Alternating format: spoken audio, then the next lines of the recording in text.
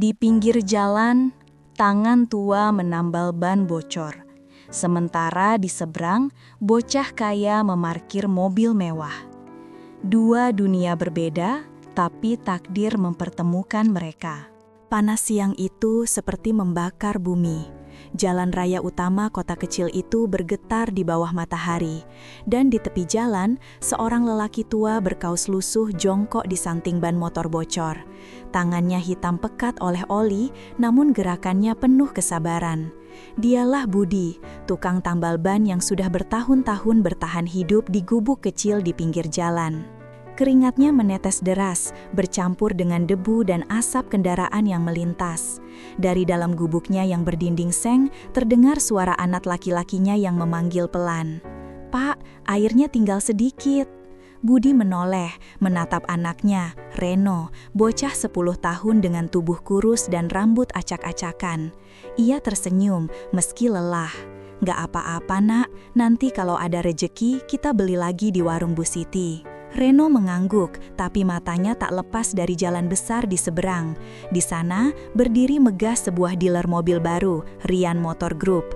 Setiap hari, ia melihat mobil-mobil mengkilap keluar masuk, dijaga satpam dengan seragam rapi. Kadang, anak-anak muda kaya datang hanya untuk pamer suara knalpot. Hari itu, salah satu mobil berhenti tepat di depan tambal ban mereka. Cat mobilnya hitam mengilap, plat nomornya masih baru. Dari dalam, keluar seorang anak seumuran Reno, berseragam sekolah mahal, rambut disisir rapi, jam tangan di pergelangan. Anak itu membuka pintu dan melangkah keluar, sambil menatap sekeliling dengan wajah jijik. "Pak, bannya bocor," katanya dengan nada tinggi. Budi bergegas menghampiri, menunduk hormat. "Iya nak, sini saya bantu ya." Anak itu mengangguk malas. "Cepet ya, saya harus balik ke dealer. Papa marah kalau mobilnya lama." Saat Budi mulai menambal ban mobil itu, Reno berdiri di belakang, menatap takjub. Mobil itu seperti cermin dari dunia lain, bersih, mengkilap, dan mahal. Kontras dengan tanah becek di tempat ia berdiri. Tak lama, anak kaya itu berbicara lagi. "Bapak tiap hari kerja kayak gini, kotor banget ya. Papa saya nggak bakal mau tangannya kayak gitu." Budi hanya tersenyum, menahan perih di dada. "Iya nak, tangan ini kotor, tapi alhamdulillah masih bisa buat makan anak saya." Reno menunduk, malu. Anak itu mendengus, lalu masuk lagi ke mobil. Tapi sebelum pergi, ia membuka jendela dan menatap Reno. "Kamu sekolah di mana?" "Di SDN 3 di belakang pasar," jawab Reno pelan. Anak itu tertawa kecil. "Oh, sekolah rakyat ya? Papa saya bilang, orang miskin emang cocoknya sekolah di situ." Reno menggigit bibir, menahan air mata. Ia tak mengerti kenapa kata-kata itu terasa seperti pisau yang menoreh hatinya. Mobil itu melaju pergi, meninggalkan jejak debu. Di bawah terik siang, Reno masih menatap arah mobil itu pergi. Dadanya sesak, matanya mulai basah. Budi mendekat, menepuk bahunya pelan. "Nak, jangan lihat orang dari bajunya. Orang kaya belum tentu bahagia. Yang penting kita jujur sama diri sendiri." Reno hanya mengangguk, tapi hatinya belum bisa menerima. Sore harinya, angin membawa aroma tanah basah setelah hujan singkat. Budi duduk di depan gubuknya sambil memperbaiki pompa angin yang rusak. Reno duduk di samping, menggambar di buku tulis usang. "Pak," katanya tiba-tiba, "aku pengen punya mobil kayak anak tadi." Budi tersenyum kecil. "Semua orang boleh punya mimpi, Reno, tapi ingat, mobil itu nggak penting kalau kita nggak punya arah buat hidup." "Tapi aku capek, Pak, capek diejek terus karena miskin." Budi menatap anaknya lama sekali, lalu berkata dengan suara serak, "Bapak juga pernah capek nak, tapi setiap kamu senyum, capek itu hilang." Reno menatap ayahnya. Ia tahu tangan itu sudah menambal ribuan ban, tapi tak pernah bisa menambal kebocoran nasib mereka. Keesokan paginya, sekolah Reno mengadakan acara lomba antar siswa, lomba menggambar bertema cita-citaku. Reno menggambar bengkel besar dengan papan nama tambal ban modern, Budi dan Reno. Namun, saat hasil karyanya dipajang, beberapa anak menertawakan. Hahaha, salah satunya adalah Rian, anak pemilik dealer mobil yang kemarin. Ia menatap Reno dengan senyum sinis. Kamu itu harusnya realistis, Reno. Orang kaya kamu mana mungkin punya bengkel besar. Itu mimpi kebanyakan. Reno menunduk, wajahnya memerah. Ia ingin menjawab, tapi suaranya tercekat. Guru yang lewat hanya menenangkan. Sudahlah anak-anak, jangan saling mengejek. Tapi tatapan Rian masih menusuk. Hari itu, Reno pulang lebih cepat, membawa gambar yang kusut karena dikepal erat di tangan. Di rumah, ia menangis diam-diam. Budi datang, menatap kertas itu dan tersenyum. Gambar kamu bagus, nak. Buat apa, Pak? Mereka semua bilang aku nggak bakal bisa punya bengkel. Budi terdiam. Lalu dengan lembut ia berkata, mereka menertawakan karena mereka belum pernah lapar, nak. Orang yang belum pernah lapar nggak tahu rasanya berjuang. Reno memeluk ayahnya erat. Di dada ayahnya ia merasakan detak jantung yang hangat. Satu-satunya tempat di dunia di mana ia merasa cukup. Malam turun pelan-pelan, kota kecil itu sepi, hanya suara jangkrik dan deru truk yang lewat. Budi menatap langit-langit gubuk yang bocor, lalu berbisik, "Ya Allah, beri anakku jalan yang lebih baik dari aku." Sementara, di seberang, di rumah besar bertingkat 2, Rian sedang makan malam bersama keluarganya. Meja makan penuh lauk, lampu kristal menggantung indah di atas kepala. Tapi suasananya dingin. Ayahnya sibuk dengan ponsel, ibunya diam menatap TV. "Pak, tadi aku bantu periksa mobil di dealer," kata Rian dengan bangga. Tanpa menatap, sang ayah menjawab singkat, "Bagus, kamu harus belajar, biar nanti nerusin usaha papa." "Tapi Pak, aku tadi lihat anak tukang tambal ban, namanya Reno, dia." Ayahnya memotong, "Udah, jangan buang waktu mikirin orang bawah, fokus sama masa depan kamu sendiri." Rian menelan ludah, lalu diam. Ia tak tahu kenapa kalimat ayahnya terasa pahit di telinga. Malam itu, 2 anak seumuran memandang langit yang sama, satu di bawah atap seng bocor, satu di kamar ber-AC dengan dinding putih, tapi keduanya sama-sama merasa kesepian. Hari berganti minggu, musim hujan mulai datang, jalanan becek, tambal ban Budi makin sepi. Beberapa kali ia jatuh sakit, namun tetap memaksa bekerja. Reno menatap ayahnya yang batuk-batuk saat menambal ban. "Pak, istirahat dulu." "Gak apa-apa, nak, nanti kalau tambalannya nggak selesai, pelanggan kabur." "Kalau pelanggan kabur, gimana?" "Ya nggak makan." Reno diam. Kata-kata itu sederhana, tapi menampar keras hatinya. Di sisi lain, Rian makin sibuk membantu ayahnya di dealer. Ia mulai belajar mengenali mesin, mencatat harga mobil, bahkan ikut test drive. Namun, entah kenapa, setiap kali melihat tukang tambal ban di seberang jalan, ada rasa aneh di dadanya, campuran kagum dan bersalah. Sampai suatu sore, saat hujan deras, mobil Rian tergelincir di tikungan. Ban belakangnya meledak setelah menabrak batu besar. Ia panik, turun dari mobil dalam keadaan kuyup. Dealer jauh dan tak ada bengkel terdekat, kecuali satu tempat yang selalu ia lihat setiap hari, tambal ban milik Budi. Ia berlari ke sana, basah kuyup, dan menemukan Reno sedang mencoba menutup atap bocoh dengan ember. Reno menatapnya lama, lalu berkata pelan, "Bisa bantu aku, Ren?" Reno menoleh. Untuk pertama kalinya, Rian memanggil namanya tanpa nada menghina. Budi yang sedang sakit di dalam mendengar suara itu. Ia keluar, menggigil tapi tersenyum. "Tentu bisa, nak, sini bapak bantu." Dan di tengah hujan deras sore itu, dunia kaya dan miskin kembali bertemu di bawah satu atap seng, di antara bau oli dan hujan. Namun, pertemuan kali ini akan menjadi awal dari perubahan besar yang tak pernah mereka duga. Hujan masih mengguyur deras ketika Rian berdiri canggung di depan gubuk tambal ban milik Budi. Pakaian seragamnya basah kuyup, sepatu sekolahnya sudah belepotan lumpur. Suara petir sesekali menyambar membuat udara semakin tegang. Reno yang tadi berusaha menampung air bocor dengan ember menatapnya dengan tatapan bingung. "Ban mobilku pecah, bisa ditambal sekarang?" tanya Rian pelan. Reno tak langsung menjawab. Ia masih terkejut melihat anak yang dulu menertawakannya kini berdiri dengan wajah pucat dan tubuh gemetar. Dari dalam, suara batuk berat terdengar. Budi keluar dengan payung bolong di tangannya. "Masuk dulu, nak, hujan deras, biar bapak lihat bannya sebentar." Rian menunduk hormat, agak canggung. Ia belum pernah diperlakukan sehangat itu oleh orang yang pernah ia rendahkan. Budi memeriksa ban mobil di bawah hujan, tangannya menggigil tapi tetap bekerja cepat. Reno membantu menyalakan lampu kecil agar terlihat lebih jelas. Ban itu sobek parah, hampir di sisi dinding.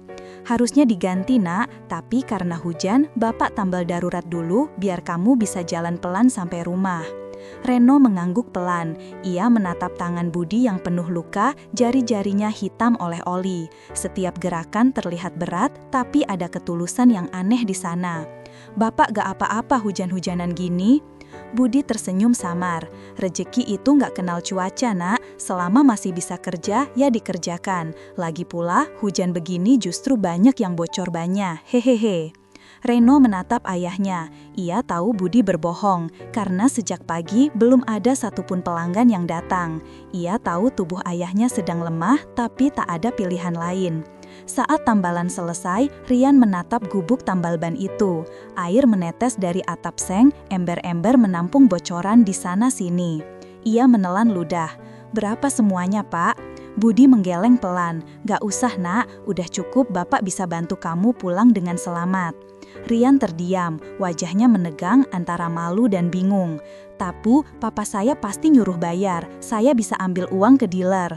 Budi tersenyum lembut, kalau kamu mau bantu, bantu dengan cara lain aja, doain aja Bapak sehat terus. Rian tak sanggup menatap mata Budi, ada sesuatu di dalam dirinya yang seperti retak. Ia mengangguk pelan, terima kasih Pak. Mobil hitam itu perlahan melaju pergi, meninggalkan gubuk tambal ban yang kini hanya diterangi lampu temaram. Reno menatap punggung mobil itu sampai menghilang di tikungan. Pak, kenapa Bapak nggak mau dibayar? Tanyanya. Budi tersenyum kecil, menatap hujan yang masih turun. Karena kadang nak, kebaikan itu bukan soal uang. Kadang kita cuma perlu ngasih contoh ke orang lain biar mereka tahu dunia masih punya hati. Reno menunduk, matanya basah. Ia tahu ayahnya lapar, sejak pagi belum makan, tapi Budi masih sempat berkata dengan senyum yang hangat. Kalau nanti kamu udah besar, jangan pernah ukur orang dari uangnya ya Ren. Reno hanya mengangguk pelan, tapi di dalam dadanya sesuatu mulai tumbuh, rasa hormat yang lebih besar dari rasa lapar. Sementara itu, di rumah besar di ujung kota, Rian masuk dengan wajah masih murung. Ibunya terkejut melihat bajunya basah. Kamu kenapa? Ban mobil pecah, Bu, jawabnya singkat. Terus, aku dibantu sama tukang tambal ban di seberang dealer. Ibunya mengarutkan dahi. Astaga, kamu kesana, itu tempat kotor, Rian. Harusnya kamu panggil teknisi dari dealer. Rian diam, ia menatap ke lantai lalu berkata pelan, tapi Bu, orang itu baik banget, dia nolak uangku cuma bilang doain aja. Ibunya terdiam sejenak lalu berdehem, ya bagus kalau dia baik, tapi kamu tetap harus hati-hati bergaul ya, jangan dekat-dekat sama orang bawah begitu, nanti mereka manfaatin kamu. Rian mengangkat wajahnya, ada sedikit kekecewaan di matanya. Tapi Bu, orang bawah juga manusia kan? Ibunya menatapnya tajam, jangan mulai ngomong aneh-aneh Rian. Rian menelan ludah, lalu beranjak ke kamarnya. Ia menatap jendela, melihat hujan yang masih turun. Di pikirannya terbayang wajah Budi yang tersenyum di bawah hujan, tangan gemetar tapi tetap membantu. Ada sesuatu yang menyesakkan dadanya malam itu. Keesokan harinya, Rian datang ke dealer lebih pagi. Ia membawa kantong plastik berisi makanan dan beberapa botol air mineral. Satpam di depan sempat bingung melihatnya menyeberang ke arah tambal ban. Mas Rian mau kemana? Ke seberang, mau ngasih sesuatu. Budi sedang menambal ban sepeda motor ketika Rian tiba. Reno baru selesai mengepel lantai tanah yang becek. Mereka berdua menoleh kaget. Loh, nak Rian, ada apa? Rian tersenyum kikuk. Ini Pak, saya bawain makanan dan minuman buat Bapak sama Reno. Budi tertegung. Aduh nak, gak usah repot-repot. Gak apa-apa Pak, saya cuma pengen ngucapin terima kasih. Waktu itu saya benar-benar panik. Kalau gak ada Bapak, mungkin mobil saya malah kecelakaan. Reno menatap kantong itu, menelan ludah. Sudah 2 hari mereka makan seadanya, hanya nasi dengan sambal dan garam. Budi akhirnya menerima dengan senyum tulus. Terima kasih nak, semoga rezeki kamu lancar. Rian duduk di bangku kayu di depan gubuk. Hujan sudah reda, tapi tanah masih lembab. Ia melihat sekeliling, melihat kompresor tua, pompa bocor, dan ban-ban bekas yang disusun seadanya. "Pak, kenapa Bapak nggak buka bengkel yang lebih besar?" Budi tersenyum lembut. "Dulu pernah kepikiran, Nak, tapi nggak punya modal. Yang penting masih bisa hidup jujur, itu udah cukup." Rian diam. Dalam hati ia berpikir, ayahnya punya puluhan mobil di showroom, tapi orang ini masih bisa tersenyum tulus meski tak punya apa-apa. Hari demi hari berlalu, Rian mulai sering mampir ke tambal ban itu. Kadang ia hanya duduk dan ngobrol dengan Reno. Kadang ia ikut bantu memompa ban atau menyiapkan alat. Anak-anak lain mulai heran, ngapain anak bos dealer nongkrong di tambal ban, tapi Rian tak peduli. Di balik semua itu, Reno mulai merasa ada perubahan. Anak yang dulu mengejeknya kini justru jadi teman. Kadang mereka saling tertawa, kadang mereka saling berbagi roti bekal. "Reno," kata Reno suatu sore, "kamu pernah ngerasa kesepian gak?" Rian menatap jauh ke arah jalan raya. "Sering, rumahku besar tapi sepi. Papa sibuk, mama sibuk. Kadang aku cuma pengen punya teman yang benar-benar ngerti aku." Reno menatapnya lama. "Kalau gitu, mulai sekarang kamu bisa anggap aku temenmu." Rian tersenyum. "Beneran, beneran." Mata mereka bertemu. Dua dunia berbeda, tapi dalam sekejap, batas itu runtuh. Namun tidak semua orang senang melihat pertemanan itu. Suatu siang, ayah Rian, Tuan Arman, melihat anaknya sedang membantu mendorong motor di depan tambal ban. Ia menghentikan mobilnya mendadak, wajahnya marah. "Rian!" Suaranya menggelegar. Rian terkejut, segera berdiri tegak. "Apa yang kamu lakukan di sini?" "Pak, aku cuma bantu Budi, Pak. Ban motornya berat." "Bantu?" Arman menatap Budi dengan dingin. "Kamu gak punya kerjaan lain. Masa anak saya dijadikan kuli di tempat kotor ini?" Budi segera menunduk hormat. "Maaf, Pak, bukan maksud saya." "Tutup mulut," bentak Arman. "Saya bayar pajak, saya bantu masyarakat, tapi bukan buat anak saya ngulurin tangan di tempat kayak gini." Rian mencoba menenangkan. "Pak, jangan gitu, mereka baik." "Tutup mulut kamu, Rian, pulang sekarang." Rian hanya bisa menatap Reno dan Budi dengan wajah penuh sesal, lalu ia dibawa pergi. Reno berdiri diam, tangannya gemetar. Ia menatap ayahnya yang masih menunduk. "Pak, kenapa orang kaya suka ngerendahin orang?" Budi menghela nafas panjang. "Karena mereka belum pernah jatuh, Nak. Kalau suatu hari mereka jatuh, baru mereka tahu rasanya jadi kita." Malam itu, Budi duduk di depan gubuknya yang remang. Hujan rintik turun lagi. Reno diam di samping, masih murung. "Pak, Rian gak bakal balik lagi ya?" "Entahlah, Nak, tapi kalau dia teman yang baik, dia pasti bakal datang lagi." Reno mengangguk, tapi jauh di lubuk hatinya, ia tahu hubungan mereka tak akan semudah itu. Dunia memang keras, dan kadang yang punya hati paling lembut justru yang paling sering disakiti. Sementara di rumah besar, Rian dikurung di kamarnya. Ia duduk di tepi tempat tidur, menggenggam selembar kertas. Kertas bekas gambar Reno dulu yang pernah ia ejek. Di bawah cahaya lampu redup, air matanya tetes pelan.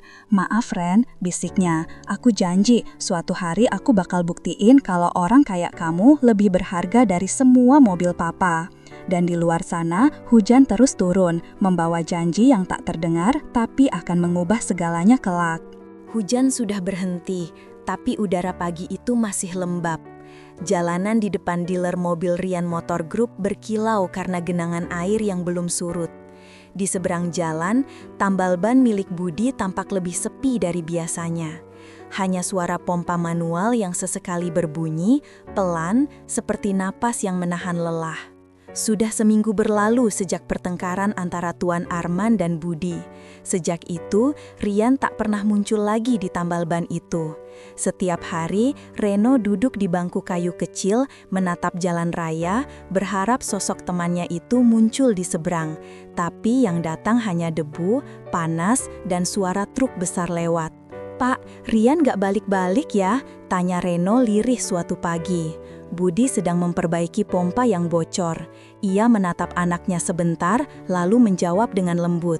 "Mungkin papanya melarang, Nak, tapi bukan berarti dia lupa sama kamu. Kalau dia beneran temen, harusnya dia datang, Pak. Kadang, Nak, orang baik gak selalu bisa bebas berbuat baik. Dunia mereka banyak aturan." Reno terdiam. Kata-kata ayahnya seperti dingin yang merayap ke dada.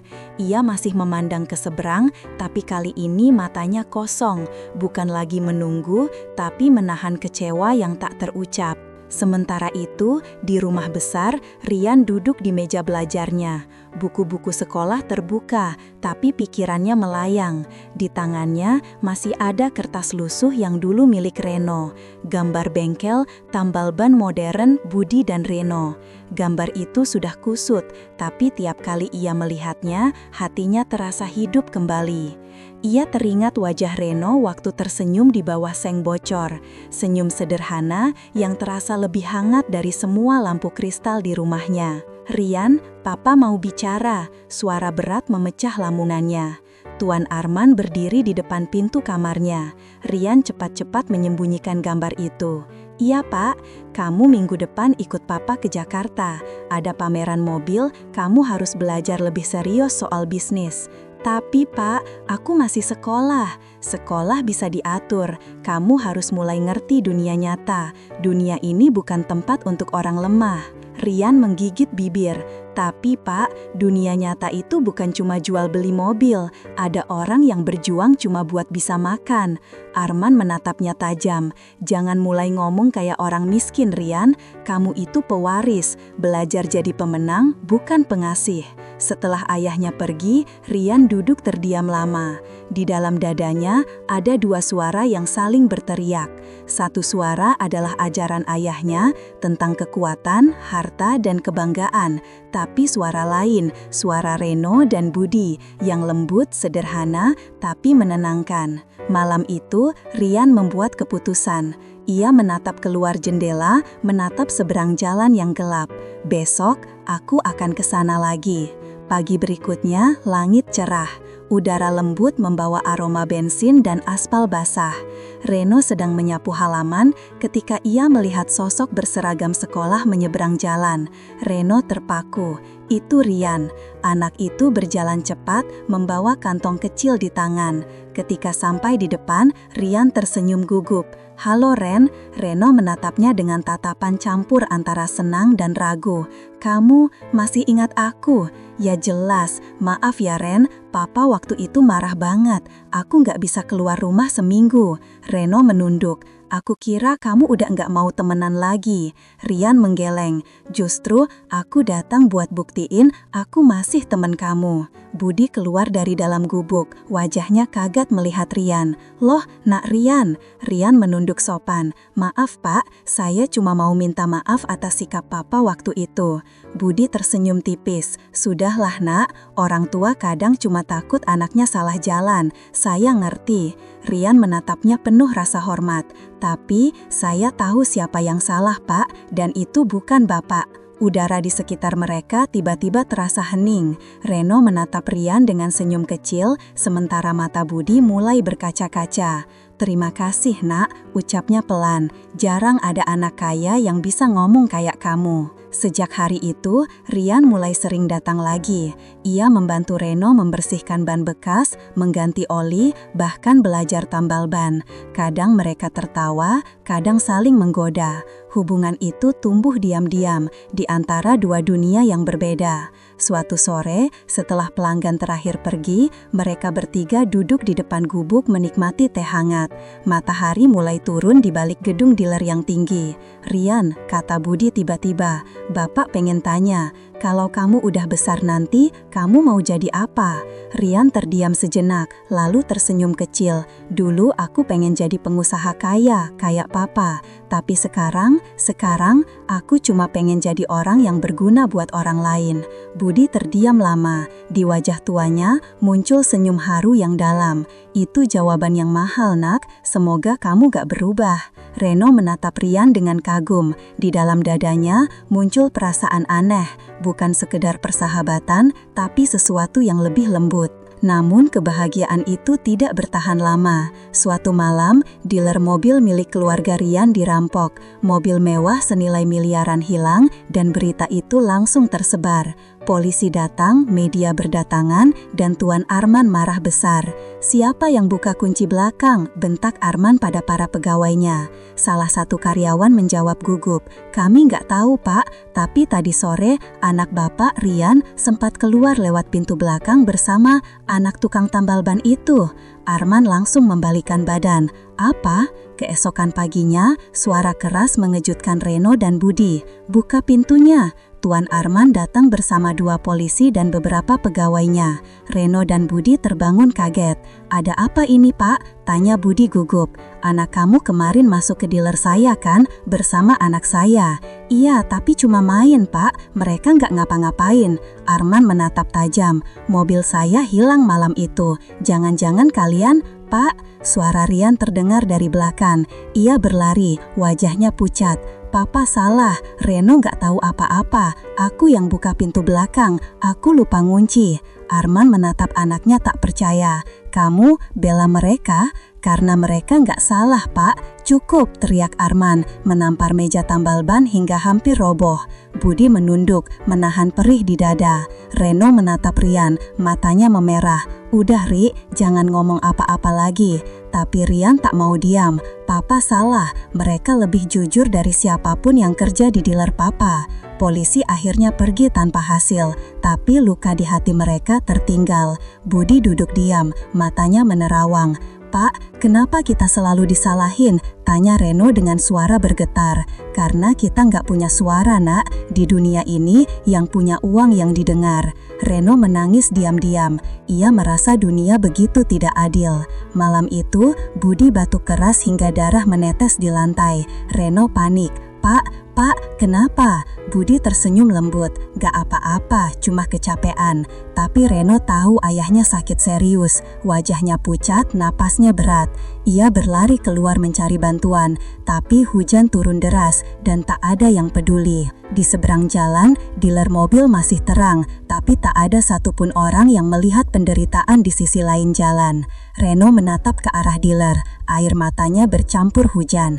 "Rian, tolong aku." Sementara itu, di kamarnya, Rian menatap jendela.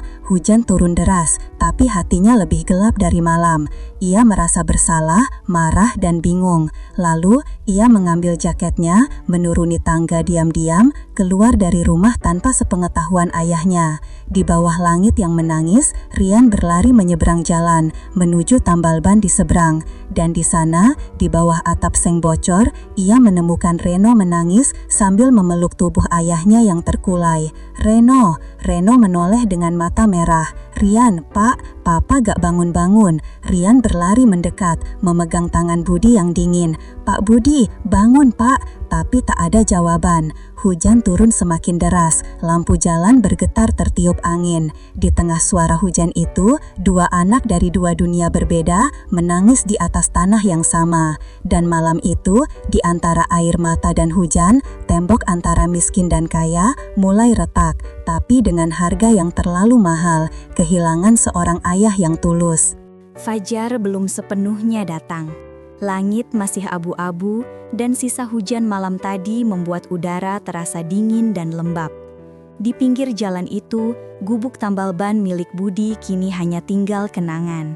Asap dari rokok-rokok kecil di tangan para tetangga mengepul pelan, membaur dengan kabut pagi yang tipis. Tubuh Budi terbujur di atas tikar lusuh, diselimuti kain putih sederhana. Di sampingnya, Reno duduk diam dengan mata bengkak. Ia tidak menangis lagi. Air matanya sudah habis sejak tengah malam. Yang tersisa hanya hening, seperti bagian dari dirinya ikut mati bersama ayahnya. Beberapa warga kampung mulai berdatangan. Ada yang membawa bunga, ada yang membawa air doa, dan ada pula yang sekadar datang menatap dengan iba.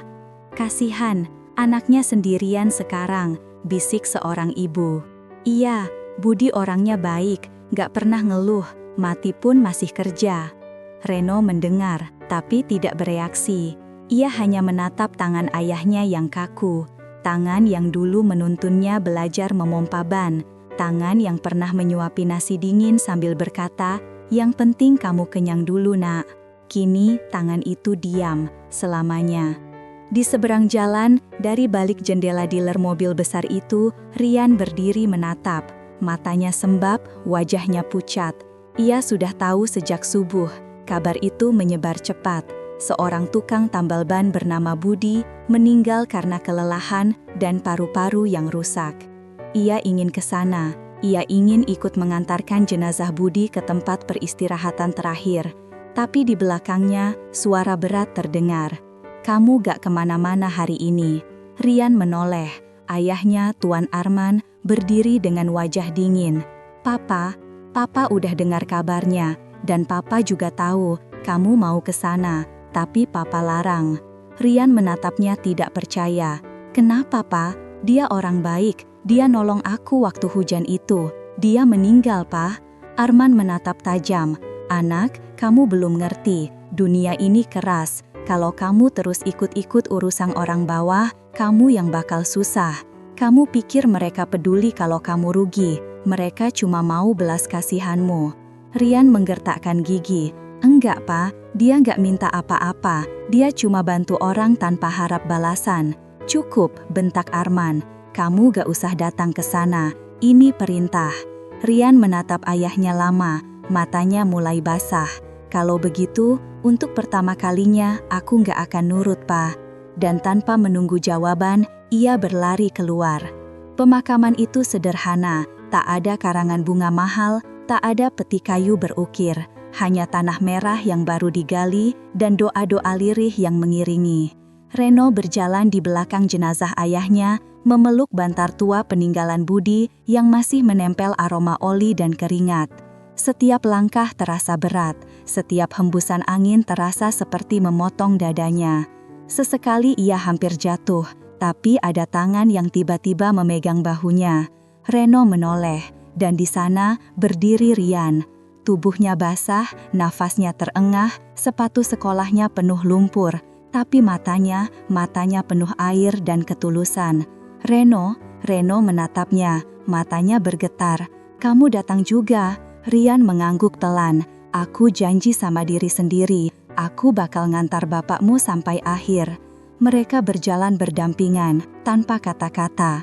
Hanya suara azan duhur dari kejauhan yang menjadi saksi bahwa dua anak dari dua dunia kini menyatu dalam satu kehilangan yang sama. Tanah mulai menutup tubuh Budi, suara cangkul menghantam pelan, satu demi satu. Reno berlutut di tepi lubang, memegang gundukan tanah dengan tangan gemetar. "Pak, Reno janji bakal jadi orang baik kayak Bapak. Reno janji gak bakal malu sama hidup kita." Air matanya jatuh, menembus tanah basah. Rian ikut berlutut, ia memejamkan mata, menengadahkan tangan. "Ya Allah, terimalah orang baik ini di sisimu. Aku belum sempat balas kebaikannya." Beberapa warga menatap mereka dengan iba. Ada yang berbisik, "Itu anak bos dealer kan? Kok dia datang ke sini?" "Iya, heran juga, padahal bapaknya sombong banget." Tapi Rian tidak peduli. Di hari itu, ia tidak peduli pada status, nama atau harga diri keluarganya. Yang ia tahu, ia sedang berdiri di sisi orang yang mengajarkannya arti kemanusiaan. Setelah pemakaman usai, warga mulai pulang satu persatu. Hanya Reno dan Rian yang masih tinggal. Langit mulai mendung lagi, seakan ikut berduka. Reno duduk diam di depan gubuk tambal ban yang kini kosong. Tak ada lagi suara pompa, tak ada lagi tawa Budi memanggil pelanggan. Rian datang membawa 2 bungkus nasi. "Ren, makan dulu ya." Reno menggeleng. "Aku gak lapar." Rian duduk di sampingnya. "Aku tahu rasanya kehilangan, tapi kalau kamu terus gak makan, bapakmu gak akan tenang." Reno menatap nasi bungkus itu lama, lalu akhirnya membuka pelan. Nasi itu sudah agak dingin, tapi entah kenapa terasa seperti hadiah paling berharga di dunia. "Terima kasih Rian." "Gak usah makasih, aku cuma ngelakuin apa yang harusnya kulakuin dari dulu." Mereka makan dalam keheningan. Angin sore meniup lembut, membawa aroma bensin dan tanah basah. Di kejauhan, langit mulai berwarna orange, seolah matahari pun ikut menangis dalam diam. Beberapa hari kemudian, Tuan Arman memanggil Rian ke ruang kerjanya.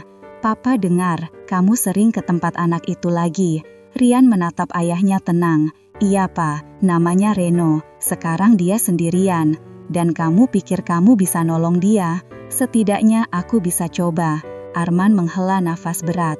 Reno, hidup ini bukan tentang rasa kasihan. Kamu gak bisa ubah nasib orang lain. Tapi Pak, bukankah manusia diciptakan buat saling bantu? Bantu iya, tapi bukan buat ngorbanin masa depanmu. Rian menatap ayahnya dalam-dalam. Kalau masa depan aku harus dibangun di atas rasa takut dan sombong, aku gak mau punya masa depan kayak gitu. Kata-kata itu membuat Tuan Arman diam lama. Ia menatap anaknya, dan untuk pertama kalinya, ada sesuatu yang bergetar di dadanya. Sebuah kesadaran yang ia benci, tapi tidak bisa ia tolak. Malam itu, ketika dealer sudah tutup, Arman berdiri sendirian di balkon rumahnya. Di tangannya, ia menggenggam kunci mobil lama. Mobil pertama yang ia beli dulu waktu hidupnya masih susah. Ia menatap mobil itu di halaman, penuh debu, tapi masih kokoh. Ia teringat wajah Budi, tukang tambal ban yang dulu pernah ia bentak, dan entah kenapa, rasa bersalah itu semakin dalam. Ia berbisik pelan ke dirinya sendiri, mungkin orang itu lebih kaya dari aku, karena dia punya hati yang aku buang. Di gubuk cekil itu, Reno duduk menatap foto ayahnya di dalam kamar. Di bawah cahaya lampu redup, ia berdoa dalam hati. Pak, Reno janji gak akan berhenti berjuang. Reno janji gak akan nyerah. Rian yang duduk di sampingnya tersenyum kecil. Aku bakal bantu kamu, Ren. Kita bakal bangun bengkel impian bapakmu. Reno menatapnya dengan mata lembab, bibirnya bergetar. Kamu serius? Rian mengangguk mantap. Serius, aku udah bilang ke papa, kalau aku mau buktiin orang miskin bisa sukses tanpa ninggalin kejujuran. Reno menggenggam tangannya. Dua anak itu menatap langit malam yang penuh bintang samar, seakan mendengarkan doa mereka. Dan dari tempat tinggi yang tak terlihat, mungkin Budi sedang tersenyum, bangga pada dua anak muda yang sedang berjuang, meruntuhkan tembok di antara miskin dan kaya, dengan sesuatu yang jauh lebih kuat dari uang, hati yang tulus. Pagi itu, sinar matahari menembus sela-sela seng karatan gubuk tambal ban milik Budi. Udara masih lembab, tapi berbeda dari hari-hari sebelumnya. Ada semangat yang perlahan tumbuh di dalamnya. Reno duduk di depan gubuk, memegang kaleng cat dan kuas bekas. Wajahnya tampak fokus, meski matanya masih menyimpan bayangan duka. Ia sedang mengecat papan kayu tua yang dulu bertuliskan tambal ban Budi. Huruf-hurufnya kini pudar, tapi Reno menimpanya dengan tulisan baru. Bengkel Reno dan Rian. Catnya masih menetes, tapi senyum kecil mulai muncul di wajahnya. Ia tahu, papan itu bukan sekadar tulisan, itu simbol, janji yang pernah ia ucapkan di depan pusara ayahnya. Tak lama kemudian, langkah kaki terdengar mendekat, suara sepatu bersih menginjak tanah becek. Reno menoleh, Rian datang, membawa dua kardus besar di tangannya. Pagi Ren, serunya dengan senyum lebar. Pagi Rian, kamu bawa apa tuh? Rian meletakkan kardus itu di meja kayu kecil. Alat baru, aku minta dari dealer, katanya ini barang sisa, tapi masih bagus. Reno menatap alat-alat itu dengan mata berbinar. Ada pompa angin baru, beberapa kunci pas, dan bahkan alat pengukur tekanan ban digital. Serius Rian, ini semua buat bengkel kita? Rian mengangguk mantap. Buat kita, aku janji bantu kamu wujudin mimpi bapak kamu. Reno menunduk, air matanya menetes tanpa ia sadari. Makasih Rian. Rian tersenyum, menepuk bahunya. Udah, jangan nangis lagi. Mulai hari ini kita kerja. Biar bengkel ini nggak cuma tempat tambal ban, tapi tempat mimpi tumbuh. Hari-hari pun berlalu, bengkel kecil itu mulai hidup kembali. Rian membantu memperbaiki pompa, Reno melayani pelanggan. Kadang mereka kerja sampai malam, diterangi lampu bohlam kecil yang digantung dari kabel usang. Pelanggan mulai berdatangan, ada tukang ojek, ibu rumah tangga, sampai sopir truk. Mereka datang bukan cuma karena murah, tapi karena dua anak muda itu ramah dan jujur. "Reno, pompa barunya mantap nih," kata seorang sopir. Reno tersenyum. "Iya, hasil kerja bareng teman saya, Pak." Sopir itu menatap Rian. "Wah, anak bos dealer ya, gak gengsi bantu di sini?" Rian tertawa kecil. "Kerja itu gak ada gengsi, Pak, yang penting halal." Ucapan itu membuat Reno diam sejenak. Dalam hati, ia kagum. Anak kaya yang dulu sombong, kini berubah jadi sosok yang rendah hati dan tulus. Namun, di balik senyum dan tawa, badai mulai mendekat. Suatu sore, seorang pria berjas rapi datang ke bengkel itu. Ia membawa map coklat dan menatap sekeliling dengan tatapan dingin. "Kamu Reno?" tanyanya. "Iya Pak, ada apa ya?" "Tempat ini ilegal. Tanah ini milik Rian Motor Group. Berdasarkan surat baru, area ini akan dibangun showroom tambahan." Reno terpaku. "Apa? Tapi ini tempat tinggal saya, Pak. Tempat kerja saya juga." "Maaf, tapi kami cuma jalankan perintah. Dalam seminggu, tempat ini harus dikosongkan." Rian yang baru datang dari dealer mendengar semuanya. Ia langsung melangkah cepat ke depan pria itu. "Pak, saya anak pemilik Rian Motor Group. Saya nggak pernah dengar perintah itu." Pria itu menunduk hormat. "Perintah langsung dari ayah Anda, Nak." Wajah Rian memucat. "Papa," gumamnya pelan. Malam itu, bengkel mereka terasa lebih sunyi dari biasanya. Rian duduk di bangku kayu, menatap papan bertuliskan bengkel Reno dan Rian yang baru kering catnya. Reno berdiri diam di sampingnya, menatap tanah. "Jadi, tempat ini mau digusur, Rian?" Reno menghela napas panjang. "Papa gak pernah bilang apa-apa ke aku, tapi kalau dia udah tanda tangan, susah dibatalkan." "Berarti semua ini bakal hilang lagi." Suara Reno mulai serak. Rian menatapnya dalam-dalam. "Enggak Ren, aku janji, kali ini aku gak bakal diam aja. Aku bakal lawan, apapun risikonya." Reno menggeleng lemah. "Gimana kamu mau lawan ayahmu sendiri? Kalau aku harus kehilangan semua demi bantu kamu, aku rela, karena aku tahu ini hal yang benar." Reno menatapnya lama. Dalam hening itu, ada sesuatu yang lebih kuat dari kata-kata. Mungkin itu keberanian, mungkin juga cinta yang masih belum mereka sadari. Keesokan harinya, Rian datang ke kantor dealer. Ia langsung menuju ruang kerja ayahnya.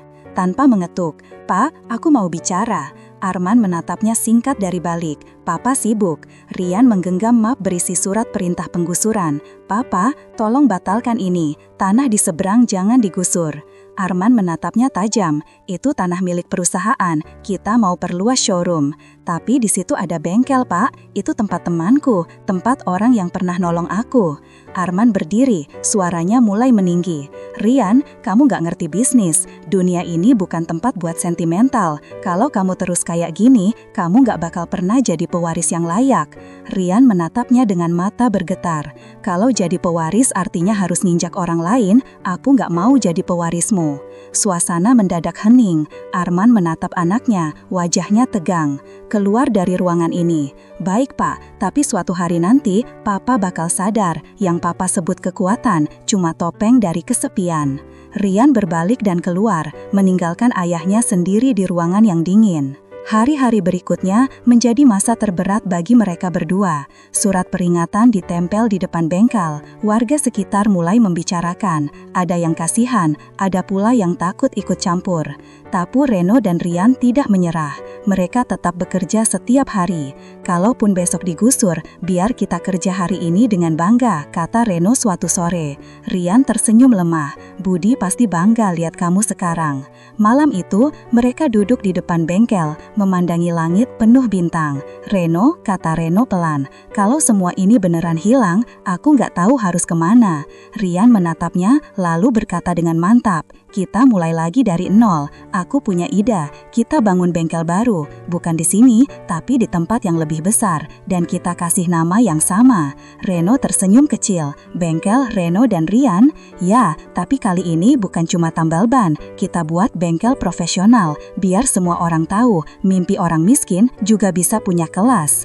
Reno menatapnya tanpa berkedip. Kamu gila, Rian tertawa kecil. Mungkin, tapi aku serius. Malam itu, di bawah langit yang sama, dua anak muda membuat janji. Janji sederhana, tapi lahir dari luka dan tekad yang sama. Mereka akan melawan nasib, meski dunia menertawakan mereka.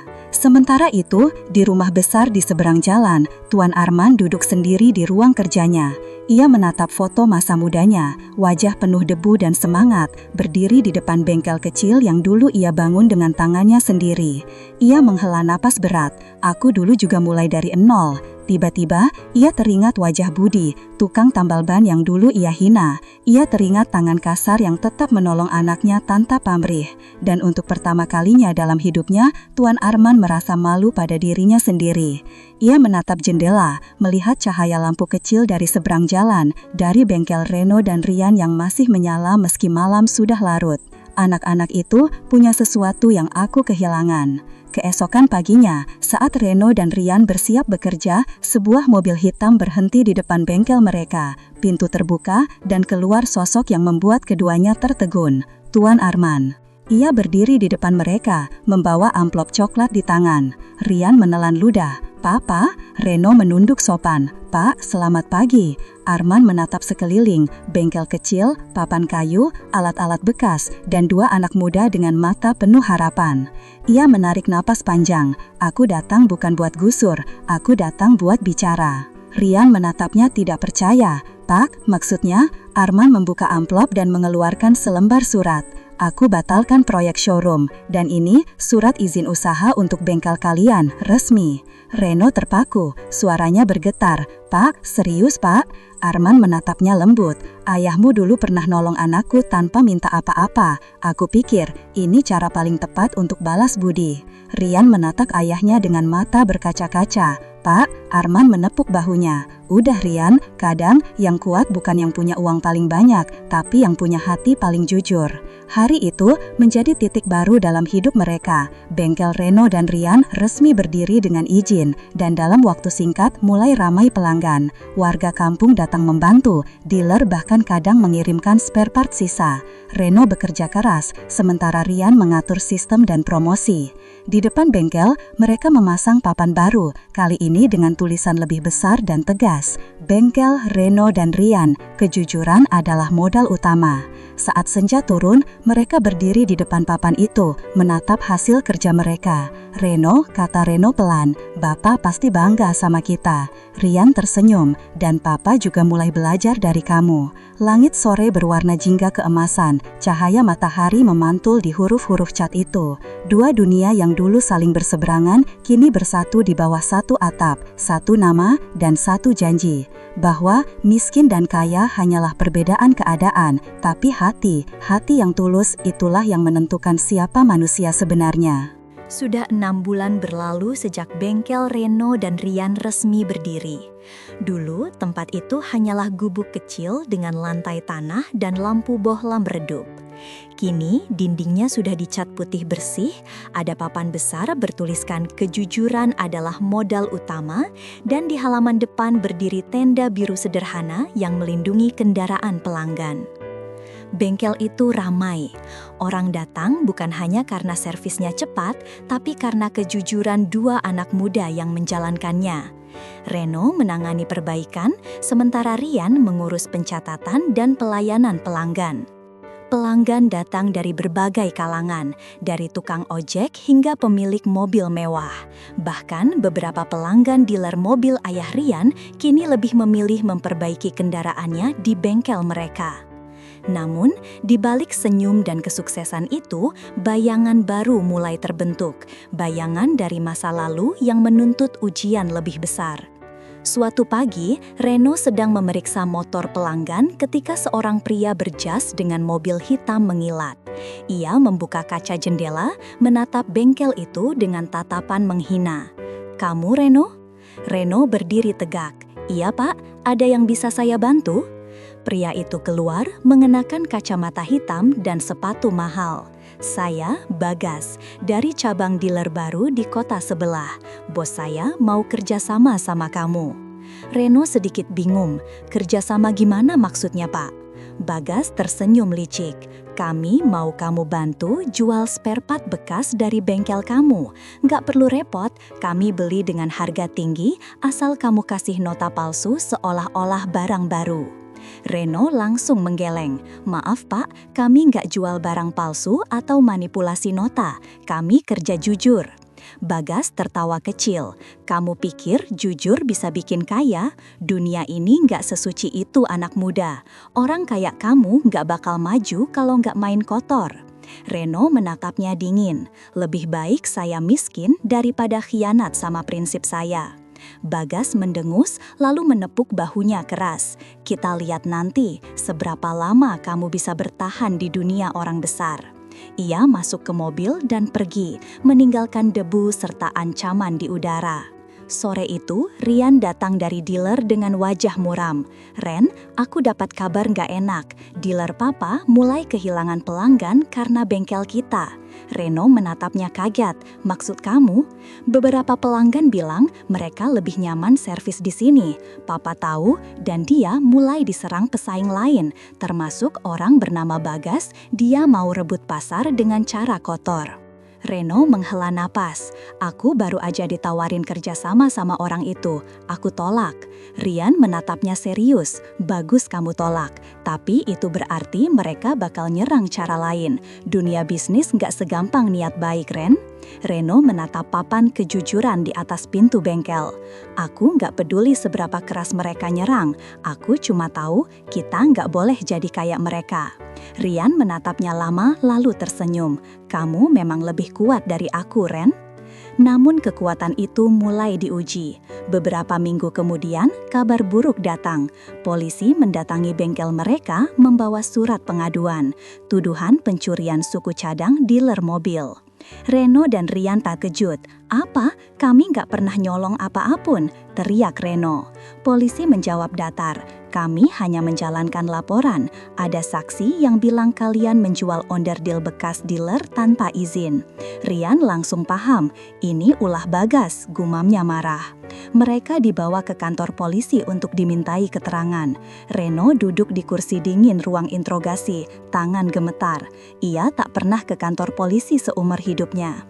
Rian di sebelahnya mencoba menenangkan. Tenang Ren, aku bakal urus semuanya. Papa pasti bisa bantu. Tapi saat mereka pulang sore itu, berita sudah menyebar. Papan bengkel mereka dicoret orang dengan tulisan penipu dan bengkel tipu-tipu. Beberapa pelanggan yang dulu percaya kini menjauh. Reno menatap papan itu dengan mata merah. Ren, kenapa orang gampang banget percaya kebohongan? Rian menatapnya penuh sedih. Karena dunia lebih suka cerita buruk, Ren. Cerita baik nggak laku dijual. Hari-hari berikutnya jadi neraka bagi mereka. Bengkel sepi, pendapatan turun drastis. Tuan Arman mencoba membantu dengan memanggil pengacaranya, tapi bahkan ia pun kesulitan melawan bukti palsu yang sudah disiapkan Bagas dan kelompoknya.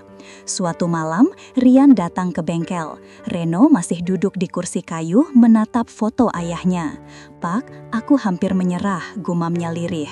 Rian berjalan mendekat, meletakkan tangan di bahunya. Jangan ngomong gitu, kamu yang ngajarin aku arti bertahan.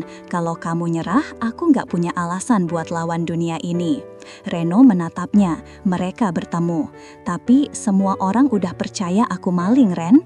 Gak semua orang, aku nggak. Hening, lalu Rian menatap papan bengkel yang masih tergantung. Huruf kejujuran sudah mulai pudar. Ia memegang cat dan kuas, lalu berkata pelan, kalau dunia nginjak tulisan ini, kita tulis lagi, 1000 kali pun. Reno menatapnya, lalu ikut tersenyum. Untuk pertama kalinya dalam beberapa hari, ia merasa hangat lagi. Keesokan harinya, mereka memutuskan untuk membuktikan kebenaran. Rian mencari rekaman CCTV dealer lama dan menemukan bukti bahwa Bagaslah yang menyelundupkan suku cadang palsu. Dengan bantuan pengacara ayahnya, mereka menyerahkan semua bukti ke polisi. Beberapa hari kemudian, kebenaran akhirnya terbongkar. Bagas dan komplotannya ditangkap atas tuduhan penipuan dan pemalsuan barang. Media mulai memuat berita, bengkel Reno dan Rian dibersihkan dari tuduhan. Pemilik dealer muda puji kejujuran mereka. Pelanggan mulai kembali, bahkan lebih ramai dari sebelumnya. Warga datang membawa bunga, memeluk Reno dan Rian. "Kalian hebat, gak goyah sama fitnah," kata seorang ibu ojek online. Reno tersenyum, tapi matanya berkaca-kaca. "Kami cuma lakuin apa yang bapak saya ajarin, jujur walau sakit." Malam itu, setelah semua pelanggan pulang, Reno dan Rian duduk di depan bengkel. Cahaya lampu jalan memantul di cat baru papan bengkel mereka. "Hari ini kita menang, Ren," kata Reno pelan. Reno tersenyum samar, "Bukan karena kita kuat, tapi karena kita nggak berhenti percaya." Rian menatap langit. "Dulu aku pikir kekayaan bikin bahagia, tapi sekarang aku ngerti, kekayaan itu cuma bisa beli kenyamanan, bukan ketenangan." Reno mengangguk. "Ayahku dulu pernah bilang, tangan kotor karena kerja jauh lebih mulia daripada tangan bersih karena menipu." Angin malam berembus lembut. Bengkel kecil itu kini terasa seperti rumah. Rumah bagi dua hati muda yang ditempa oleh kehilangan dan kejujuran. Namun di kejauhan, seseorang sedang memperhatikan mereka dari dalam mobil hitam. Wajahnya tidak asing, Tuan Bagas, yang baru keluar dari tahanan. Ia menyalakan rokok, matanya menatap tajam ke arah bengkel yang kini sukses kembali. Asap rokoknya menari di udara malam, membawa tanda bahwa ujian mereka belum selesai. Dan malam itu, di bawah langit yang muram, roda nasib mulai berputar kembali. Bukan ke arah kemiskinan atau kekayaan, tapi ke arah yang jauh lebih berbahaya, dendam. Malam turun pelan di kota kecil itu. Langit kelabu tanpa bintang, dan udara lembab membawa aroma hujan yang belum sempat jatuh. Bengkel Reno dan Rian baru saja tutup. Di bawah cahaya lampu bohlam kuning, dua anak muda itu membereskan alat-alat kerja dengan wajah lelah namun puas. "Rian, gak usah ke dealer malam-malam, besok aja sekalian," kata Reno pelan. Rian tersenyum, menepuk bahunya. "Papa minta berkas penting, aku cuma bentar." Reno mengangguk, tapi entah kenapa dadanya terasa berat. Ia menatap mobil hitam yang perlahan melaju pergi di jalan gelap. Malam itu terasa terlalu sunyi, dan keheningan itu pecah hanya beberapa menit kemudian. Brak! Suara tabrakan keras menggema di tikungan.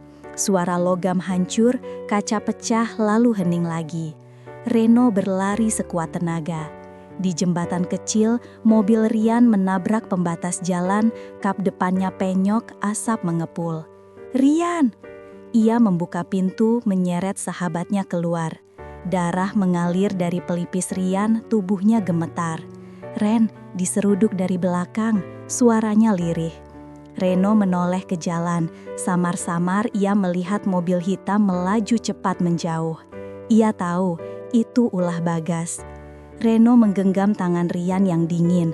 "Bertahan ya Rian, aku gak bakal biarin kalu pergi." Rian tersenyum lemah. "Kalau aku gak kuat, kerusin bengkel kita ya, jangan biarin mimpi kita hilang." "Berhenti ngomong kayak gitu, kamu bakal sembuh." Tapi hujan mulai turun, membasahi wajah Reno. Entah mana air hujan, mana air matanya. Rian dibawa ke rumah sakit. Lampu putih, bau obat, dan suara monitor memenuhi udara. Di luar, Tuan Arman berdiri kaku, wajahnya hancur. Ia menatap anaknya dari balik kaca ICU. Tak percaya lelaki yang dulu keras kepala itu kini terbaring tak berdaya. Reno berdiri di sampingnya, bajunya masih berlumur darah.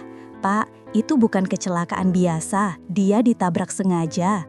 Arman menatapnya, rahangnya tegang. "Aku tahu, aku bakal cari pelakunya, aku janji."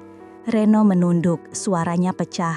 "Dia cuma pengen bantu orang, Pak, gak lebih dari itu." Arman menatap anak miskin di depannya, dan untuk pertama kalinya ia merasa kecil. "Kamu bikin anakku berubah, Reno, dan kamu bikin aku malu, karena aku baru belajar apa artinya jujur setelah ngeliat kamu." Beberapa hari kemudian, polisi menangkap Bagas. Mobilnya ditemukan dengan bekas benturan. Bukti rekaman CCTV dari jalan dekat jembatan menguatkan semuanya. Saat dibawa polisi, Bagas hanya tertawa sinis. Kalian pikir jujur bisa menang? Dunia ini cuma milik yang kuat. Namun dunia membalas dengan caranya sendiri. Untuk pertama kalinya, orang-orang kampung yang dulu memandang rendah tukang tambal ban, kini menatap bengkel itu dengan kagum dan hormat. Karena di sanalah dua anak muda membuktikan bahwa kejujuran bukan kelemahan, tapi kekuatan yang tak bisa dibeli. Tapi kebahagiaan itu belum datang. Rian tak kunjung sadar. Tubuhnya melemah dan setiap detik terasa seperti ujian bagi Reno yang setia menunggu di sisi ranjang. Suatu pagi, Rian membuka mata. Senyumnya lembut, wajahnya pucat. Reno langsung mendekat, menggenggam tangannya. Aku di sini. Bengkel kita jangan berhenti ya. Gak bakal, aku janji. Rian tersenyum tipis. Kamu tahu gak, aku gak nyesel kenal kamu. Kamu bikin aku ngerti artinya hidup. Suara monitor di sampingnya perlahan melemah. Rian, monitor berbunyi panjang. Rian!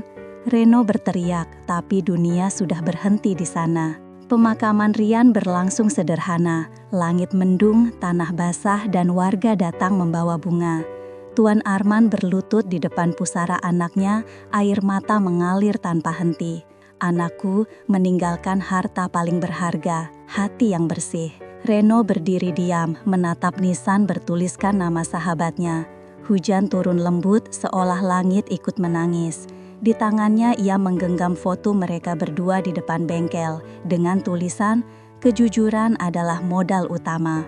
Beberapa hari kemudian, bengkel itu dibuka lagi. Reno sendirian, tapi kali ini ia tak merasa sepi. Di depan pintu ia mengecat kalimat baru. Untuk sahabatku Rian, yang mengajarkan bahwa kaya bukan tentang harta, tapi tentang hati. Orang-orang datang membantu. Tuan Arman juga hadir, menyerahkan surat tanah bengkel atas nama Reno. Tempat ini milikmu, anak saya hidup di sini, lewat kamu, katanya pelan. Reno menangis.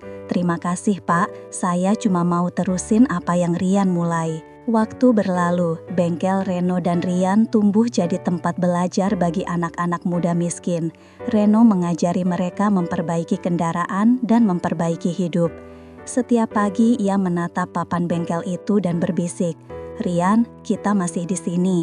Dan setiap sore saat cahaya senja menyentuh huruf-huruf cat putih itu, tampak seolah dua sosok berdiri di sana. Satu dengan tangan penuh oli, satu lagi dengan senyum lembut di bawah langit jingga. Mereka tidak hilang, mereka hanya berganti tempat. Satu di bumi, satu di surga, tapi dihubungkan oleh mimpi yang sama, kejujuran dan kemanusiaan. Dan di bawah langit senja yang tenang, bengkel kecil itu berdiri sebagai saksi bahwa kadang dari tanah, oli, dan air mata lahir cahaya yang paling murni dari hati manusia.